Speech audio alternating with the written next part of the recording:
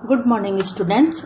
आज हम पढ़ेंगे प्राकृतिक आपदा, नेचुरल हैजार्ड या नेचुरल डिजास्टर के बारे में। प्राकृतिक आपदा एक प्राकृतिक जोखिम का परिणाम है जो कि मानव गतिविधियों को प्रभावित करता है। प्राकृतिक जोखिम किसी ऐसी घटना के घटने की संभावना को कहते हैं जिससे मनुष्यों या पर्यावरण पर नकारात्मक प्रभाव पड़ सकता है, अर्थात मानव को नुकसान और पर्यावरण दोनों को इससे नुकसान होता है।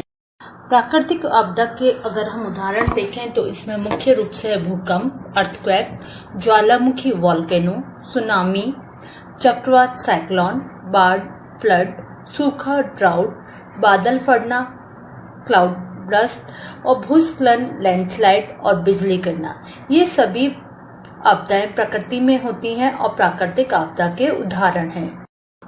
सबसे पहले प्राकृतिक आपदा है भूकंप। भूकंप पृथ्वी की सतह के हिलने को कहते हैं। ये पृथ्वी के स्थलमंडल लिथोस्फीयर में ऊर्जा के अचानक मुक्त हो जाने के कारण उत्पन्न होने वाली भूकंपीय तरंगों की वजह से होता है।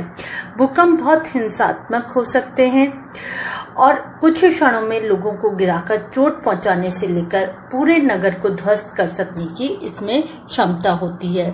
भूकंप का मापन भूकंप मापी द्वारा करते हैं, जिसे सिस्मोग्राफ कहा जाता है। भूकंप की तीव्रता का अनुमान उसमें से मुक्त हुई ऊर्जा की मात्रा से संबंधित होता है।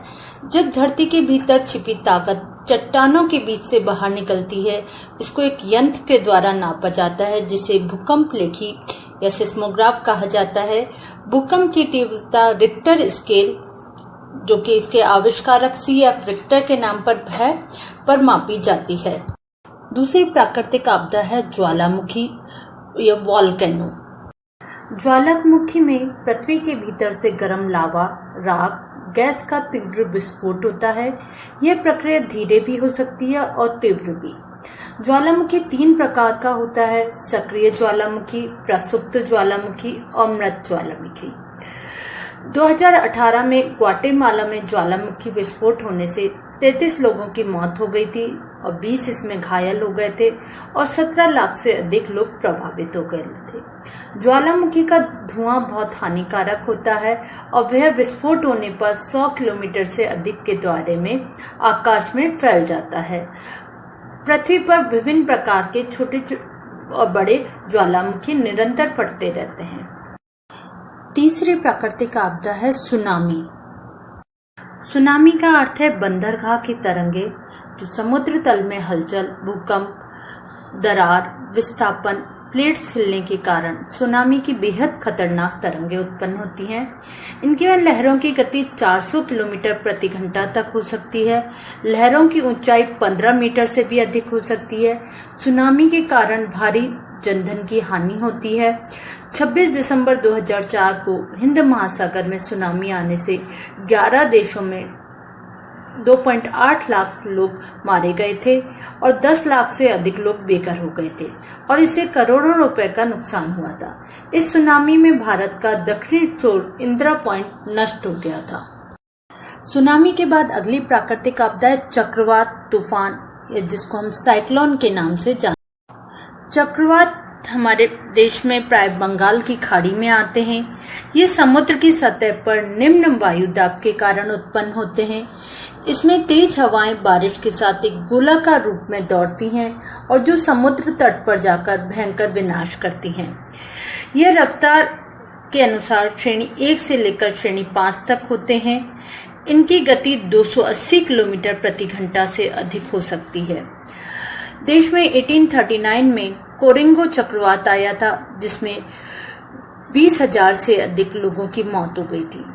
1999 में भी ओडिशा में 058 नाम का चक्रवात आया था, जिसमें 15,000 से अधिक लोग मारे गए थे। अगली प्राकृतिक आपदा है बाढ़ या फ्लड, जिसको हम कहते हैं। किसी स्थान पर जब अचानक से ढेर सारी बारिश हो जाती है तो पानी जगह जगह भर जाता है। ऐसी स्थिति में सड़कें, रास्ते, खेत, नदी, नाले सब भर जाते हैं। इस स्थिति को बाढ़ कहते हैं। बाढ़ आने पर निचले भागों के रहने वाले लोग अपना घर छोड़ने को मजबूर हो जाते हैं। इससे फसल को बहुत अधिक नुकसान होता है। 2005 में मुंबई में भयानक बाढ़ आ गई थी, जिसमें 5000 लोग मारे गए थे। इससे मुंबई शहर को पूरी तरह से रोक दिया था। चेन्नई में भी 2 साल पहले बहुत तेज बाढ़ आई थी, जिससे जनधन की बहुत अधिक हानि हुई। अगली प्राकृतिक आपदा है सूखा, अकाल, जिसको फेमाइन, ड्राउट भी कहते हैं। बारिश की कमी से होने वाली ये प्राकृतिक सूखे काल में किसी स्थान पर कई महीनों, सालों तक कोई वर्षा नहीं होती है, जिसके कारण भूजल का स्तर गिर जाता है। इसमें कृषि बुरी तरह प्रभावित होती है। सूखे के कारण कुपोषण, भुखमरी, महामारी जैसी समस्याएं पैदा हो जाती हैं। मौसम विभाग के अनुसार यदि वार्षिक वर्षा का औसत 10% से अधिक कम हो जाता है, तब यह सूखे का सूचक है। यह 3 प्रकार का होता है: मौसमी सूखा, जलीय सूखा या कृषि संबंधी सूखा। कई महीनों तक वर्षा नहीं होने से भूजल का अत्यधिक दोहन, वनों की कटाई, जल चक्र का नष्ट होना, पहाड़ियों पर अत्यधिक खनन, पेड़ों की अत्यधिक कटाई से सूखा पड़ता है। इसके बाद अगली प्राकृतिक आपदा है बादल फटना, जिसको क्लाउड बर्स्ट के नाम से इसे मेघ विस्फोट भी कहते हैं। जब बादल अधिक मात्रा में पानी लेकर चलते हैं और उनके मार्ग में कोई बाधा अचानक से आ जाती है, तो बादल अचानक से फट जाते हैं। ऐसा होने से उस स्थान पर करोड़ों लीटर पानी अचानक से गिर जाता है। पानी की विशाल मात्रा मजबूत पक्के मकानों, सड़कों, पुलों, इमारतों को पत्ते की तरह तोड़ देती है। उत्तराखंड, केदारनाथ, बद्रीनाथ, जम्मू कश्मीर जैसे राज्यों में बादल के मार्ग में हिमालय पर्वत, पहाड़ियां, गर्म हवा जाने के कारण बादल फटने की घटनाएं होती रहती हैं। 2013 में उत्तराखंड में के केदारनाथ में बादल फटने से सैकड़ों लोग मारे गए थे और जनधन की बहुत अधिक हानि हुई थी। इसके बाद अगली प्राकृतिक आपदा भूस्खलन, जिसको लैंडस्लाइड के नाम से भी जाना जाता है। अगली प्राकृतिक आपदा है भूस्खलन, जिसको हम लैंडस्लाइड के नाम से जानते हैं। भूस्खलन एक भूवैज्ञानिक घटना है। भूस्खलन के अंतर्गत पहाड़ी, पत्थर, चट्टान, जमीन खिसकना या ढहना, गिरना, मिट्टी बहना जैसी घटनाएं होती हैं। ये छोटी से बड़ी मात्रा में हो सकता है। छोटे भूस्खलन में छोटे छोटे पत्थर नीचे की तरफ गिरते हैं और बड़े भूस्खलन में पूरी की पूरी पहाड़ी ही नीचे गिर जाती है। इससे जानमाल, जन धन की हानि होती है।